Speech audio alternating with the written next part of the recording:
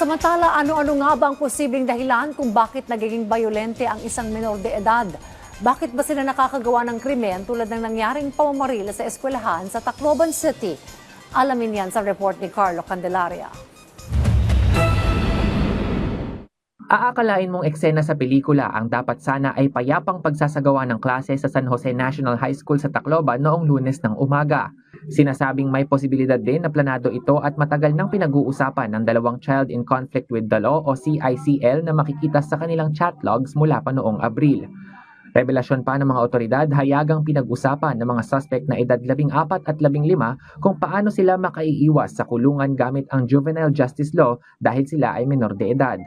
Ang tanong, paano nga ba nagagawa ng isang menor de edad ang ganitong klaseng krimen? Sabi ni Professor Madonna Ang Sundiam, isang psychiatric social worker, kung titignan, lumabas sa mga paunang investigasyon na may kinahuhumalingang bayolenteng online game ang bata na posibleng nakaimpluwensya sa kanila. Na sabi nga ni Albert Bandura, may tinatawag kasi tayo na social learning theory. What does the children sees, they try to imitate through role modeling. Kung ano yung nakikita ng mga estudyante sa paligid nila or ng mga kabataan sa paligid nila, there's this great tendency na gagayahin nila. Pero paano nga ba ito humantong sa puntong nakapananakit at nakapatay sila ng kanilang mga kapwa estudyante? Sabi ni Prof. Madonna, posibleng dulot ito ng mga pressure mula sa pamilya, eskwelahan o sa komunidad na maaaring magdulot ng pagbabago sa kanilang mga behavior. Sa kasong ito, sinasabing triggering factor ang anggulong pambubuli. Dahil nalagay sa pressure yung dalawang nambaril, pwedeng ang naging response nila ay rebellion. Rebellion na inilagay nila yung hustisya sa kamay nila. Dagdag pa ni Prof. Madonna, may mga red flags o mga kapansin-pansing pagbabago sa pag-uugali ng mga bata para masabi na may posibilidad silang maging bayolente. Yung paraan na kung paano sila magsalita ay hindi na angkop doon sa edad na meron sila. Tingnan natin sa kasi kung paano ba sila kumilos. Bigla-bigla na lang ba silang nagagalit? Bigla-bigla na lang ba silang nakakaramdam na gusto nilang manakit?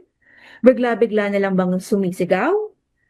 Ayaw na nilang bumarkada sa mga dati nilang kaibigan? Nagkukulong na lang ba sila? O ayaw na nila kayong kausap?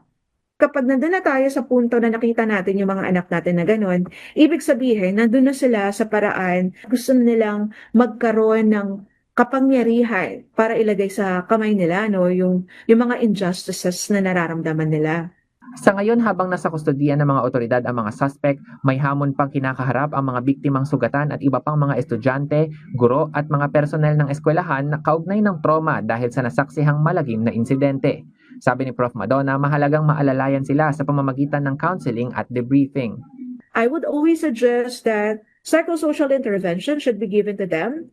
They should be linked to different services na kung saan mapapangalagaan yung mental health.